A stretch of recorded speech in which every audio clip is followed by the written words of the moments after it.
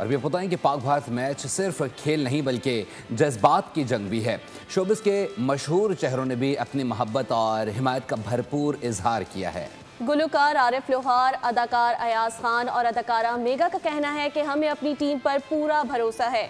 हम दुआगो हैं कि पाकिस्तान फतह हासिल करे, सबको मिलकर जश्न मनाना है। दुआ है जी, मेरे मुल्क को अल्लाह ताला इज्जत दे और मेरे खिलाड़ियों को फतह दे।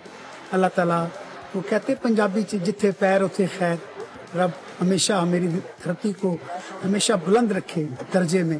क्रिकेट मैच जो हो रहा है इंडिया पाकिस्तान का आज का, उस बारे में मैं यही कहूंगा कि जीतना तो देखिए चाहिए। वही एक मुकाबला है जो कि होता है हमेशा से और जो थोड़ी एक हाइप क्रिएट होती है। मेरी बहुत सी नेक तमन्नाएं हैं और इतनी दूर रहकर भी हम अपने वतन और अपने खिलाड़ियों के बारे में सोचते हैं। मैं अपनी पाकिस्तानी क्रिकेट टीम को बेस्ट विशेस देना चाहती हूं कि इंशाल्लाह वो फाइनल मैच जीते, क्योंकि उनका एक धमाकेदार कांटेदार मुकाबला होने जा रहा है इंडिया के साथ और वो ये फाइनल जीते और एशिया कप घर लेकर आए।